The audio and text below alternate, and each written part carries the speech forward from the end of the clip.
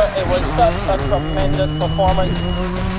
Greetings, salutations, and positive vibrations, and welcome back to another installment of Nation News Touchline Report, brought to you by Stag Beer. Stag Beer, it's a vibe. My name is Nick Maitland, and I'm joined by a good boy, Anmar, Goodridge, Boyce, to discuss matters relating to the Men's Republic Cup and Women's Super League this past weekend, September 24th and 25th. Lots of big games, lots of goals, and we'll get right into it. Anmar, you were somewhere on Sunday. I don't know where you were, but you were somewhere. And you watched some games. Tell me what happened on Sunday. Thank you so much for having me again, Nick. So this weekend I covered football at Spikestown. So I saw the match between Huddersfield Turning and Cosmos. 2-2 was the scoreline at the end of 90 minutes. Baggio Ali, he scored the first goal for Turning. Turning actually led by 2-0 at halftime. Stefan Pitt, he scored the other. So Stefan Pitt scored 4 minutes from the interval. Okay. And like I mentioned, Huddersfield Turning had a 2-0 lead going into the break, and then the heroics of Ronaldo Farley, they call him Harbhajan. Like Harbhajan Singh, the Indian cricketer. He scored twice from this penalty spot, scoring on the hour mark and then 7 minutes from time to ensure that Cosmos picked up their first point of the Republic Cup. So that was a very interesting match, very entertaining as well. A bit of spills in terms of the goalkeeping from the Cosmos team. Their goalkeeper actually caused the 2 goals. He came out a bit early the second goal scored from a corner, and then he kind of went for the catch, but he spilled it, and then the striker was able to just tap it in. The similar goal for the first one, but credit must be given to Cosmos, despite going 2 goals down, despite Huddersfield Turning having that 2-0 2-goal advantage and that cushion, they were able to come back, and they had the crowd on their side as well. Obviously, Cosmos is a North team. From Spikestown too, yeah. So it was a very partisan audience at the Spikestown playing field, and they really rallied on the Cosmos team to get back into the game. Lovely play in the midfield, and then Cosmos, they used the channels very well, both the left and right, and then to get in behind the Huddersfield Turning defense. And once they got in behind, Farley, he was able to get 2 fouls, and then he converted from the penalty spot twice. And an excellent performance from Farley, a great individual one to get Cosmos back into it, and like I mentioned, to get their first point, a very crucial point in this tournament. We're about 5 weeks into the tournament, so it's very good that Cosmos, playing at home, they were able to get their first point on the board. And I see here Baggio and Ronaldo, so some big star names here, because Roberto Baggio, former Italian player, and then Ronaldo. Ronaldo is a big football name, Brazilian, and Portuguese, Cristiano Ronaldo, whatever you want to call it. 2 big names. So that was a good game that you went to over at Spikestown. Any other games at Spikestown? Yes. So the other game was between College Savannah and then WRBSSC. WRBSC, they're winning 8-0 over College Savannah. So that's a very heavy scoreline. They also had some other games on Sunday, don't they? If I could just go through them. Yeah, please do. Very quickly. At Greens, Villa United 0, Parishland 1. Shaquille Scott, he scored in the 30th minute from the penalty spot. And then Greens United, they lost by 2-1. Technique, Akayo Grisette, he scored. And then Nathaniel Straker, he scored 2 goals for Technique in that encounter as well. Then Darrell's Road, they lost 2-0 to Eastern United. Julian Hope and Shamar Applewhite, he scored in the 90+1. So that's interesting. Had to be very dramatic in that game. Definitely. And then Carlton, Red and White. 4-2 winners over Chetmont. Carl Ford Blaze, he is the under-20 national striker. So it's good to see him getting on the score sheet, scoring in the 6th minute. Jalen Johnson, he scored in the 50th minute. And then Safuden Cumberbatch scoring in the 49th. And then Che Millington in the 89th. Those are the goal scorers for Carlton. And then for Chetmont, Jared Rice and Tariq Daniel scoring as well. And then over at Dover, Mavericks losing 3-2. The twin, Rashad and Rashawn Critchlow. And it's interesting, the guy one scored in the 43rd minute, and then the other scored in the 53rd minute. So that's very interesting. And then Richardson Rose, he scored twice for Beverly Hills, and then obviously the own goal in the 6th minute for them, giving them the 3-2 win over Maverick. So some very, very, very interesting encounters all over this weekend, especially on Sunday, which was the day that I covered, Nick. I think you're going to tell us about Saturday. Yeah, we will. But before we go to Saturday, I want to big up this twin, though. Rashad Critchlow and Rashawn Critchlow playing together and scoring 10 minutes apart. And this name, Richardson Rouse, the double goal scorer for Beverly Hills, I want to say that's a top name. Yeah. Richardson Rouse. Oh my goodness me. He belong on a football pitch. R&R. That is a top name. R&R. Make it yourself, Richardson Rouse. So those are the games from Sunday. Thanks so much, Anmar. And before we go to the women's games, which are also on Sunday, let's talk about the games on Saturday. Yeah. And I want to start at St. George Secondary School, where Checker Hall played out a 1-1 draw with Notre Dame. Ronaldo best scoring for Checker Hall. And for Dames, it was the usual suspect, Antoine Pookie Graves. He scored for them in the 38th minute. Also at St. George School, Fitzvillage drawing 2-2 with Paradise. Paradise dropping some points there. Yep. That's a massive one. That's a massive one. I think so. Kudos to Fitzvillage for pulling off that result.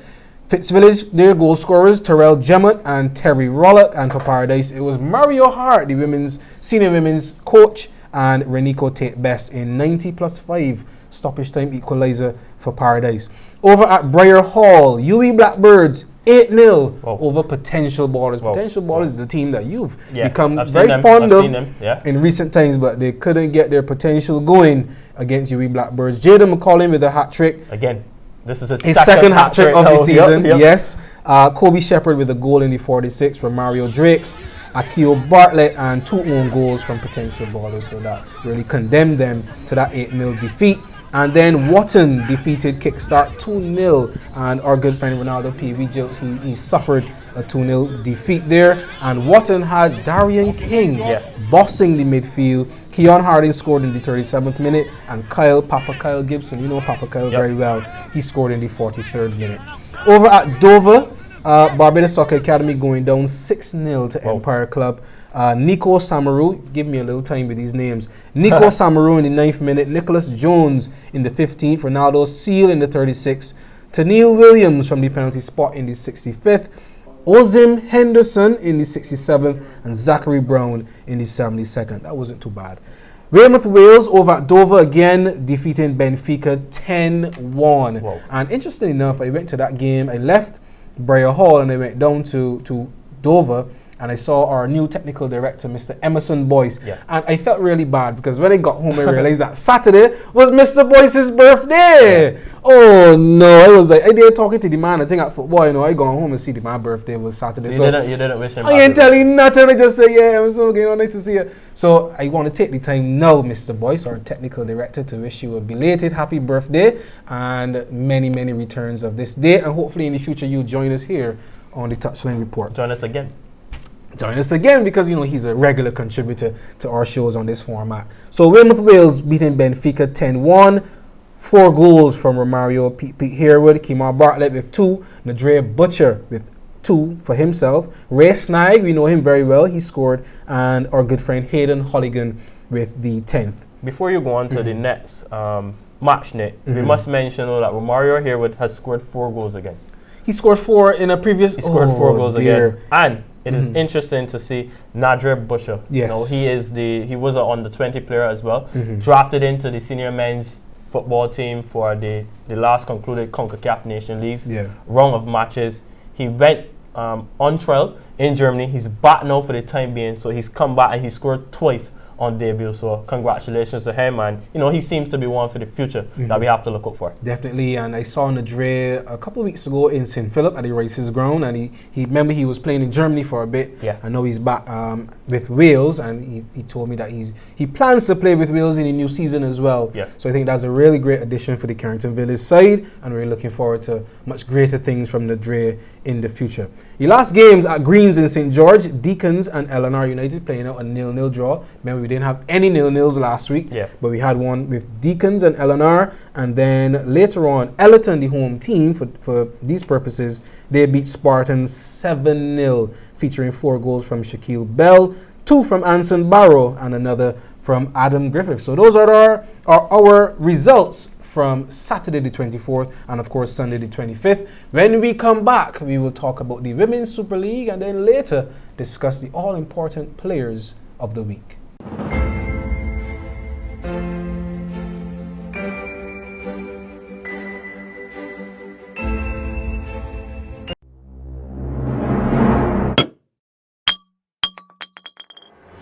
And we're back with Nation News Touchline Report, brought to you by Stag Beer. Stag Beer, it's a vibe. We're back with Women's Super League action and Women's Super League action on Sunday, this past Sunday at Dover. RF Prime Academy beating Pinelands Women 2-0, courtesy of a goal from Kedasha Thomas in the 11th minute, her 5th of the season, and Daphne Watson-James got her 3rd of the season in the 45th minute. At Valerie, Kickstart Genesis beating Mavericks Women 2-0. Giselle Cumberbatch getting the goal there, and Asha Stevenson with another goal for Kickstart. At Greens, Technique Women won by default over Combined Women, who did not feel the team. And at Spikestown, there was another 0-0, so 2 0-0s this week. Yeah.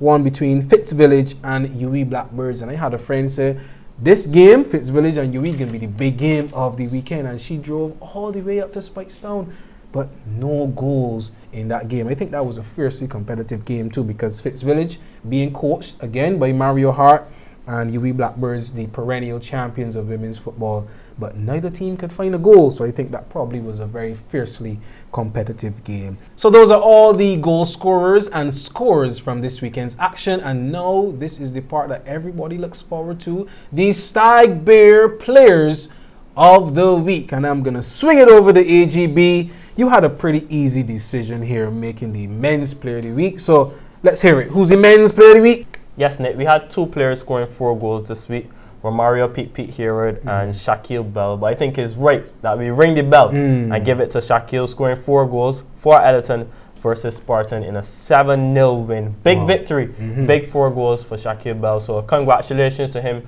for winning the Stag Bear Player of the Week for the men's segment. Fantastic. And this is a good sign for Ellerton, because the last time Bell was on the mark like this, he took away the most goals award and he drove away a nice vehicle as a result. That was in the Capelli Cup in 2019. So maybe he would like to come out and get that 30,000 for his hometown team. Well done to you, Shaquille Bell, with 4 goals this weekend. And my job, of course, is to tell you who the Women's Player of the Week is. And unfortunately, we only had 4 goals in women's competition. 2-0 victory for RF Prime and 2-0 for Kickstart. So the Women's Player of the Week is Kedasha Thomas for scoring her 5th goal of the season, and in another victory for RF Prime. She's proven to be very invaluable to them, and I think that she deserves the Women's Player of the Week. So congratulations, Kedasha. Well done, and continue putting the ball in the back of the net. So AGB, I think we've gone through everything. We've shown the people everything that's gone on this weekend. We've talked about it. We've analyzed it. Any last words from you? Yeah. So like we mentioned before, Nick, a very good weekend in terms of football. I know you were a bit disappointed. We only had 2 wins and 4 goals in the women's segment, but lovely. A lot of goals in the men. We saw some big results. I'm thinking now that the tournament has grown on a number of the footballers, on a number of the fans. I'm now starting to see a lot of spectators coming out at each ground that I'm going to now. Checker Hall had a lot of spectators. Spikestown always have a lot of spectators. So I think we've now gotten to a stage where people are appreciating the community football. We can now hope that when the football reaches the round of 16, quarterfinal, semi-final, and that big final, that we'll have the fans coming out and supporting whoever the 2 teams are in the final. So like I mentioned before, fantastic, and we can only hope now that we have greater football going on to the latter stages of the tournament. Brilliant. Well said. Well, thank you, AGB, for your analysis and your expertise. And my name is Nick Maitland, of course, and thank you for joining us on this episode of Touchline Report, brought to you by Stag Bear. Now, last week we had the thrills and spills. This week we had some calls and falls, but above all, we love football.